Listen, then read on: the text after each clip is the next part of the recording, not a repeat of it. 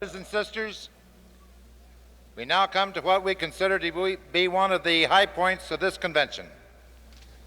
When a man is as well known as our next speaker, the best course a chairman can take is to consider any introduction unnecessary and get him to the microphone as fast as possible.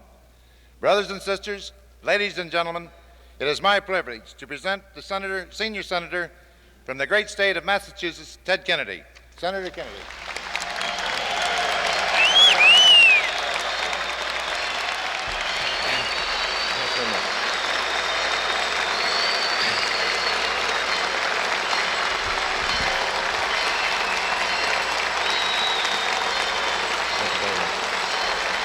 Thank you very much. Thank you very much, President Red Smith. And I want to say right at the outset, it's a pleasure to be with a president that I can agree with, as much as I do with Red Smith in this election year. To Gene Glover and Al Hayes, who's served this great union for so many years, was a dear friend of President Kennedy, to Gordon Cole, our distinguished delegation from Massachusetts, who we met with just a little while ago, and friends all. Let me say what a pleasure it is for me to be here today and to address this convention of so many good friends in the Machinist Union. This is a special thrill for me, you know. For the last few months, I've just been one young senator out of 100, minding my business and trying to do his job quietly in Washington. And now here I am standing in this great hall addressing over 1,000 members of one of the strongest unions in this great country of ours. And it just goes to show what having a famous brother-in-law can do for a guy.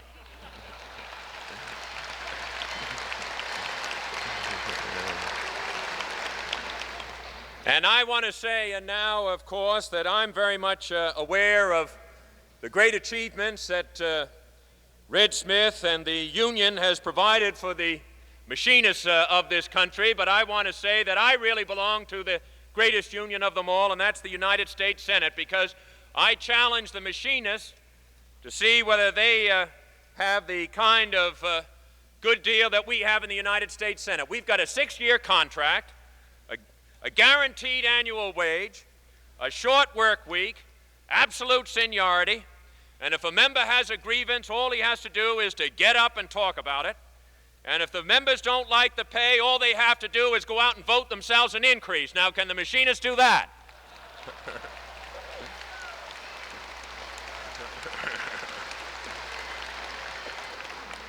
Whenever I'm with friends from labor, I can remember very well what happened to me when I first ran for the United States Senate back in 1962.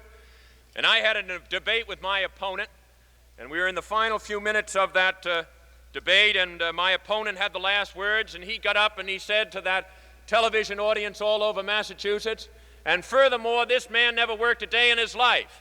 Then I was about to spring out of my seat and speak to the television audience, and the moderator said, "That's all, ladies and gentlemen, that's the end of the program." Then the next morning, I was up with Bill Walsh or Frank Avery outside of Boston, Massachusetts, about 5:30 in the morning, and one of the big machinists came up to me and he said, "I watched that debate last night, Kennedy, and I heard what your opponent said about you, that you never worked a day in your life. Let me tell you something, you haven't missed a thing."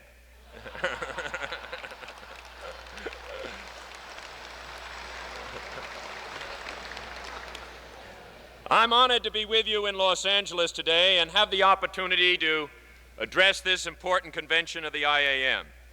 I'm especially pleased to come before you to plead the cause of Senator McGovern and Sergeant Shriver and urge the machinists and aerospace workers to give their strong endorsement to the national ticket of the Democratic Party.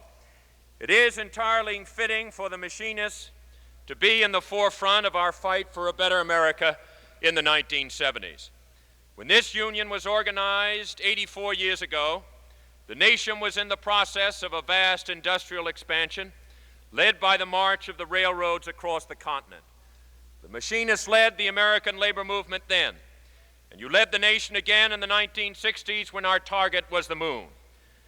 And you can lead the nation again today when the challenge is of a different sort, to end this present era of special privilege and giant wealth, and restore government in America for the benefit of the ordinary working man and woman and all the other citizens of our nation. I'm proud to stand here with your president, Floyd Smith, one of the outstanding leaders of the American labor movement. He has fought to protect the hard-won rights of all of you under your collective bargaining contract. And thanks to the vigorous pressure he has brought, you may well overturn the Nixon Pay Board's unjust decision and succeed in obtaining the full retroactive pay increase that you won at the bargaining table.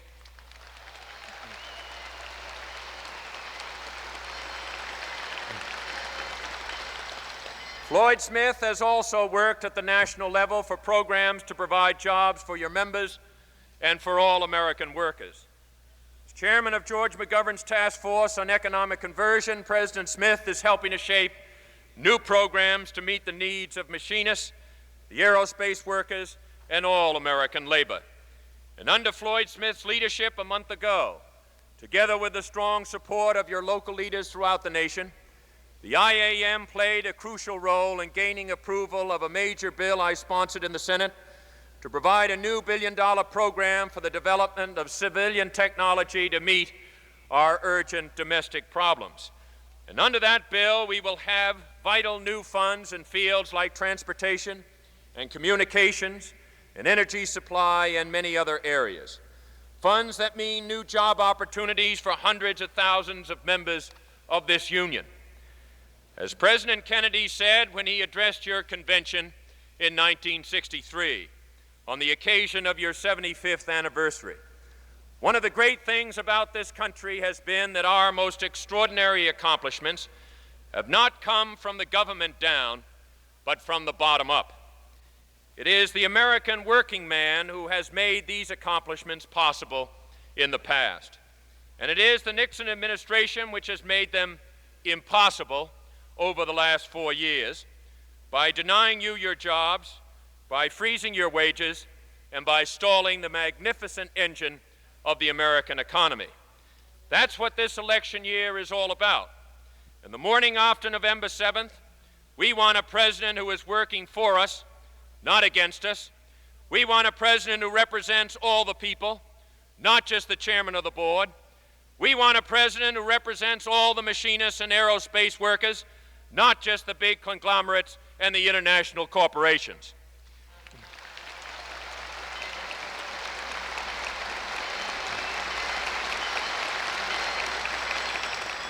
We need a president whose slogan isn't just business as usual, because when it's business as usual for this administration, it's the working man who gets left out.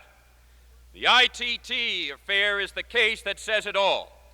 The doors of the White House are open to every chairman of the board, but they're bolted tight against the American working man.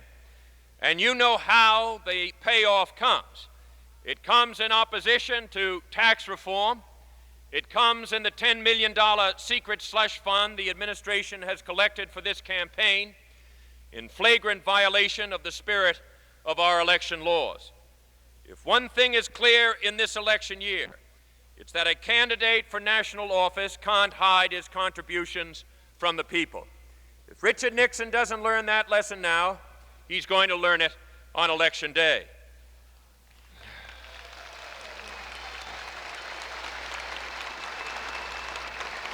And that's the way it is on every other issue. Wherever we look, we see the problem. The administration has failed the people on the war.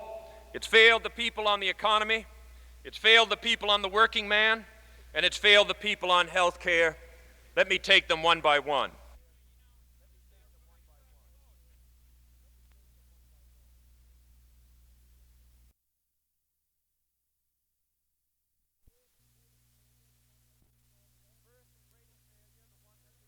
The first and greatest failure, the one that leads all the rest, is the failure on the war. Since this administration took office, 20,000 more Americans have died in Indochina. Since they took office, $60 billion more have been spent on bombs and bullets in Vietnam. Since they took office, 3 million more civilians have joined the march of refugees fleeing the battlefields of Indochina. President Nixon knew how to stop a war. People want peace so much, he said, that governments had better get out of their way and let them have it. There was a president who practiced what he preached. President Eisenhower came to office in 1952 on a pledge to end the Korean War. And 2 years later, by 1954, the Korean War was over. Why doesn't President Nixon follow the example of President Eisenhower? Why doesn't he carry out the promise he made in 1968 to end the war? If President Nixon can claim credit for a ceasefire in the Middle East, why can't he obtain a ceasefire in Indochina?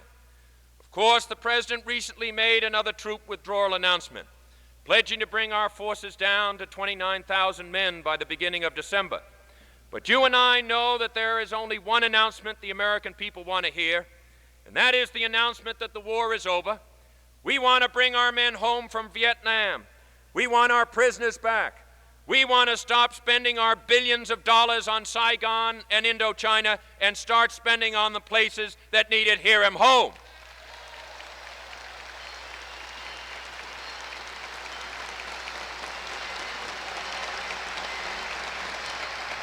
The second great failure of the administration is the failure on the economy.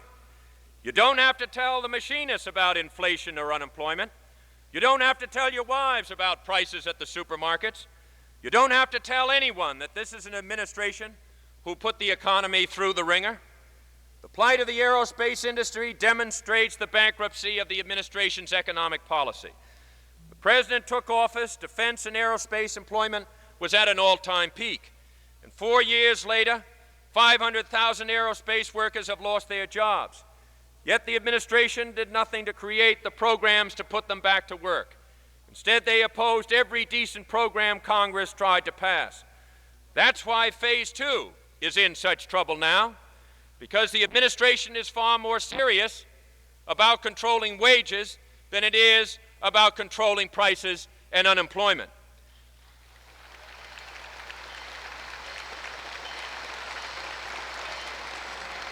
Why should the profits of the nation's largest corporations be going through the roof when the wages of the American working man are locked in the payboard cellar?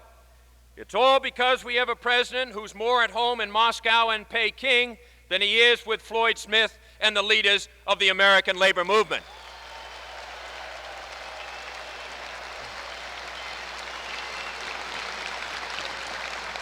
It's all because we have a president who's trying to use the same old formula that has failed so often in the past.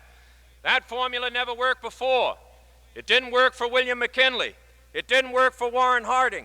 It didn't work for Herbert Hoover, and it hasn't worked for Richard Nixon.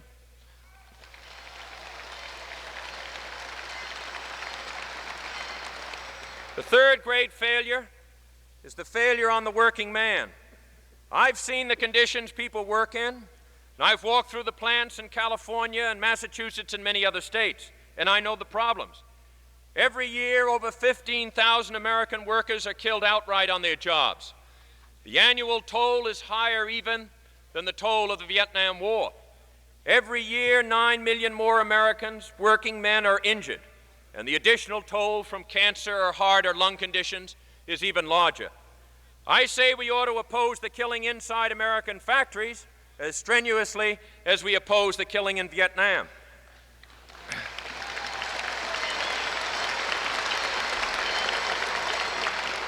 Congress has tried to do the job. We passed a law in 1970 to protect the health and safety of the workers, but we have a president who refuses to enforce it. In the past 2 years, the Department of Labor has hired only 400 inspectors to carry out the safety law that we passed in Congress. We need 4,000 inspectors, yet the administration fails to act. But we have an administration that cares more about the welfare of ITT and Penn Central than it does about the welfare of the working men and women.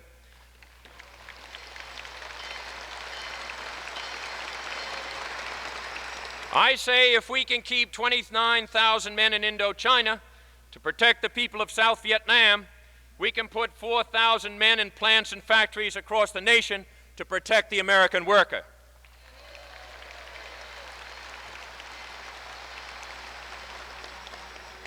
The fourth great failure is on health. In no other country in the world do so many workers pay so much for health and receive so little benefit. Why should the United States be the only country in the world without a program of comprehensive national health insurance? Thanks to the Machinist Union, you have health insurance to pay your bills. But look at what it costs you in your paycheck every week. The deductions you pay for health costs you several cents an hour and many dollars a month and hundreds of dollars a year. Think of the extra take-home pay you'd keep if you didn't have to set aside a pile of extra dollars at the bargaining table to pay the bill for health. Think of the extra money you could spend for things like homes and schools if only you had a health care system that really did the job. Why should North American Rockwell care? Why should Boeing care? Why should McDonnell Douglas or any other employer care? If thousands of machinists across this country want to spend their hard-earned money on health, that's their affair. It's a free country. Business is free to make their profits out of health, and the workers are free to pay the bill. I've seen firsthand the health care crisis in this country. Again and again, I've seen it in the harsh hardships and ruined lives of working people and their families across the nation. We've allowed a situation to develop in which health care is the fastest growing, failing business in the nation. You and millions of other American workers around the country are playing Russian roulette with your health. You're paying twice as much as you ought to pay for health care, and the system simply isn't giving you the protection that you ought to have.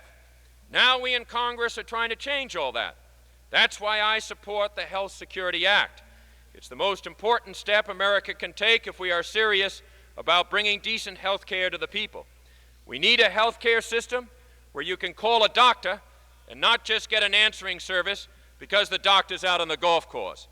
And when they rush you,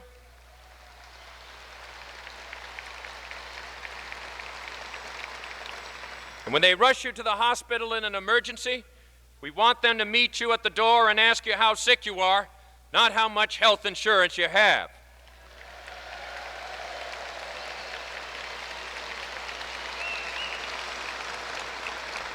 And when you get the bill, we want it to be sure it's stamped, paid in full by your health insurance, without any loopholes or deductions, so it won't be turned over to a collection agency to harass you when you're sick and you can't afford it.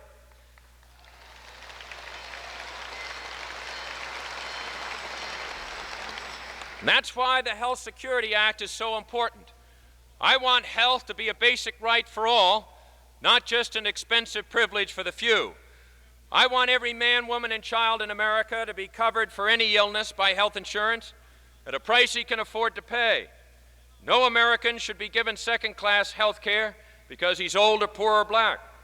I want a system that pays doctors and hospitals to keep people healthy, instead of a system whose profits depend on illness. I want a health care system that has enough doctors and facilities to meet the need. I want a system that encourages doctors to practice their profession in every community in America, not just in the high-rise office buildings in Beverly Hills.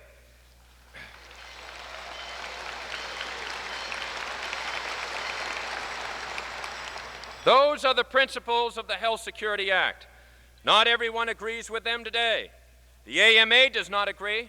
The health insurance industry does not agree. And Mr. Nixon does not agree. But I know that I agree, and I know George McGovern agrees, and I know that Floyd Smith agrees, and that hundreds and thousands and million machinists across America agree.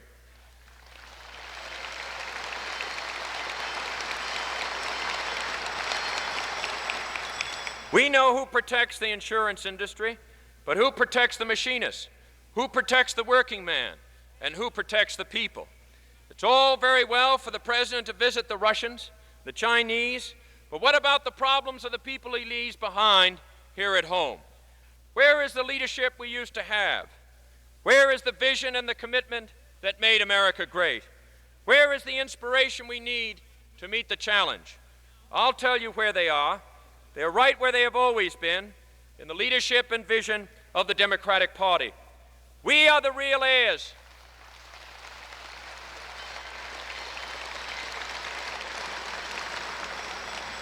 We are the real heirs of the American Revolution. We are the party of hope, not despair. We are the party of progress, not reaction. We're the party of reconciliation, not division. We have the leaders who can kindle once more our spirit of hope and confidence, a spirit that trumpets to the world that America is still the last best hope for peace and liberty of all mankind. We can build the kind of society we want, the kind President Kennedy worked for, and the kind Robert Kennedy dreamed of when he asked us to seek a newer world. We can end the war. We can bring the economy back to health. We can rebuild our cities. We can educate our children and bring decent health care to our people. We can do all the other things that we have to do. But the only way we can do these things is to work together with a president who cares about the rights of every citizen and who stands for all the people. You know where President Nixon stands. He's running for re-election against the American labor movement and against the American working man. You know where Floyd Smith stands. You know where the IAM stands. And you know where I stand. I stand with George McGovern for the rights of all the people, and we want all of you beside us. Thank you.